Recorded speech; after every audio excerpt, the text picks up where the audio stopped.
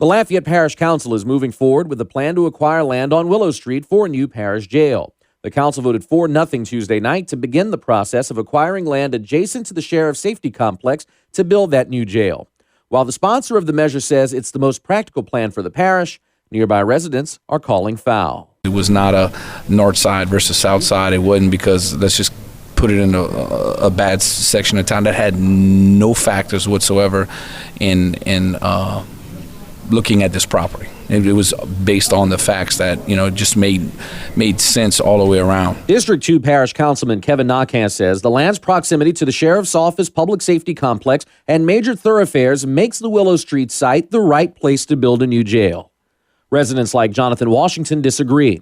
Washington says the new jail would bring undesirable elements to his neighborhood. There's a couple that come to mind, specifically the types of businesses it's going to bring to the area, like bail bondsmen and other businesses that supplement incarceration, as well as, the individuals that are released that don't have anywhere to go, vagrancy, drug abuse, things that they don't have ways to get out into the community. Washington is a former corrections officer with the Lafayette Parish Sheriff's Office. He says he's worried about the kind of impact the jail would have on his son and other youths who live in the area. Choosing to build a jail over a sports complex or something more enriching for the environment for youth and, him that'll be growing up, it doesn't leave him really anything to grow up in this area with or, stay in this area to defend. Narika Ross lives about 2 miles from the proposed jail site.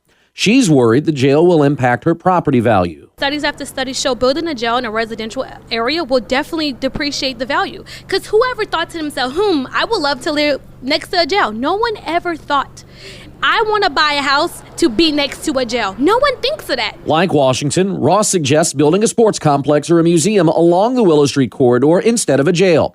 She also had other ideas for how the parish could escape its jail dilemma. If they want to save taxpayers money, it would be beneficial to fund community-based services that address mental health, rehabilitation, and homelessness. That's how you reduce recidivism rate, which saves taxpayer dollars, not by building another jail. Nakan says Tuesday's vote doesn't mean the jail will be built on the Willow Street property. In fact, he says it could take 5 to 10 years before a new jail is built anywhere in the parish.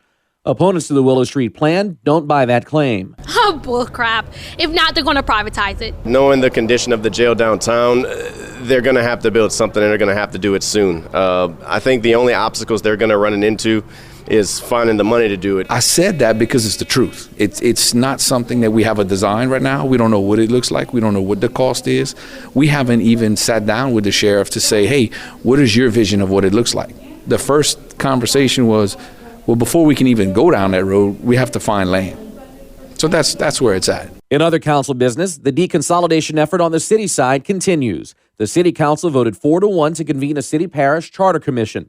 The parish council would have to approve the same resolution for that charter commission to be convened. Meanwhile, the parish council announced the members of its city parish alignment commission. Among them, former Scott Mayor Purvis Morrison, parish council members Brian Tabor and Kevin Nakan, and city council member Nanette Cook. Ian Ozan, News Talk 96.5 KPEL.